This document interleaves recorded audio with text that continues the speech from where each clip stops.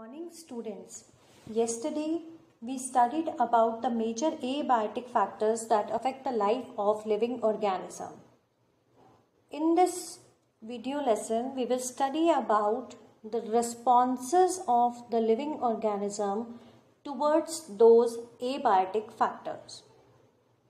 So first response of organism towards the environment or towards the abiotic factors which are present in the environment is regulation. Some organisms maintain homeostasis by physiological and behavioral means. All birds and animals, especially the mammals, and few lower vertebrate and invertebrate species maintain homeostasis by thermoregulation and osmoregulation. Homeostasis is the process of maintaining the temperature balance inside the body in correspondence with the external environment. The success of mammal is largely due to their ability to maintain a constant body temperature. In summers, when outside temperature is more than our body temperature, we sweat, and the resulting evaporative cooling brings down the body temperature. Similarly, in winters, when the temperature is lower, we shiver, which is a kind of exercise that produces heat and raises the body temperature. Plants do not have such mechanism to maintain internal temperature. Second response of living organism is conformation or conform.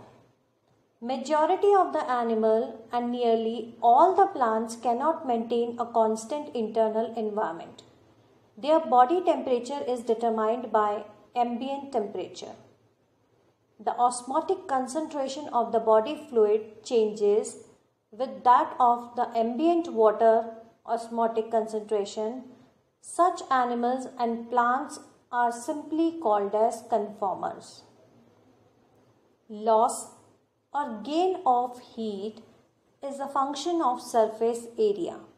The small animals have larger surface area relative to their volume. They lose body heat very fast in the low temperature, so they expend energy to generate body heat through the process of metabolism to adjust themselves into the environment. Therefore, very small animals are rarely found in polar region. This is a frequently asked question in the board examination. Why very small animals are not found in the polar region? Third response of living organism is migration.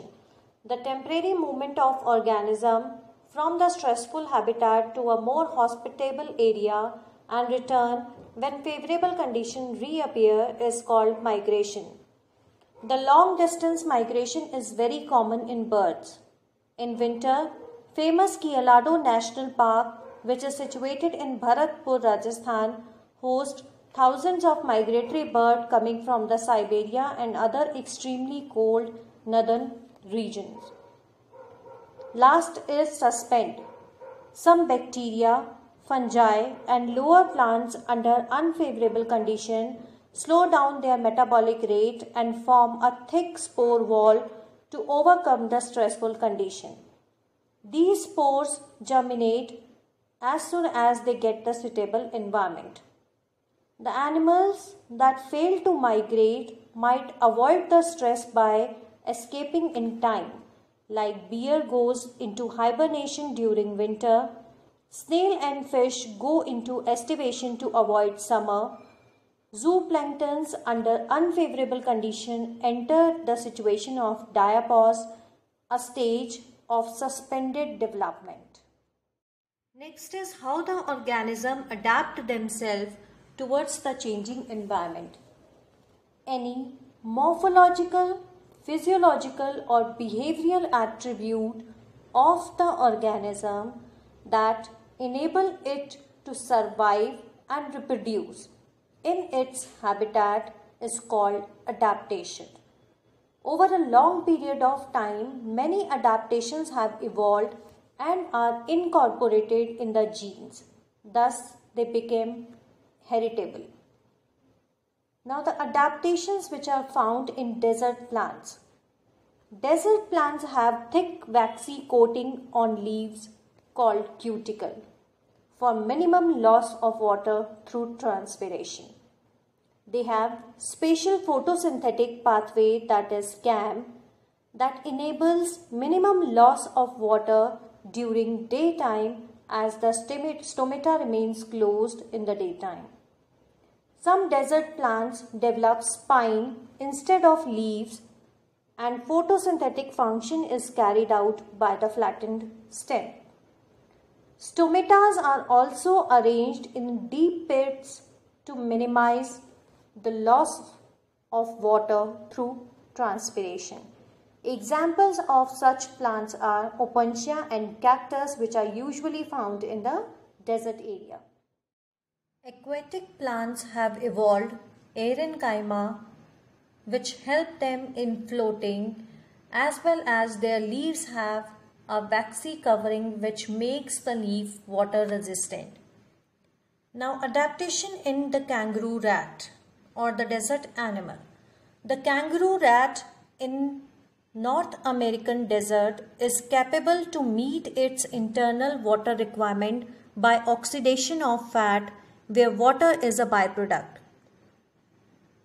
It has the ability to concentrate its urine for minimum loss of water through excretory product.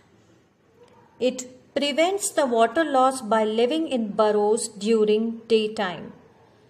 It is able to solidify its fecal matter, as well as their nasal counter current mechanism is helpful to retrieve the moisture from air which is being exhaled. Adaptation in mammals in cold climate. Mammals have shorter ears and limbs to minimize the heat loss. This is called Allen's rule. So the Allen's rule states that animals from the colder climate generally have shorter ears and limbs to minimize the loss of heat.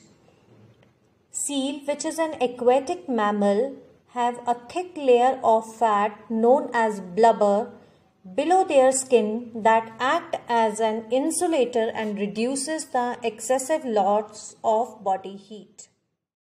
Adaptation in desert lizard. Desert lizard keep their body temperature constant by behavioral adaptation. They bask in the sun and absorb the heat when their body temperature decreases below the comfort zone.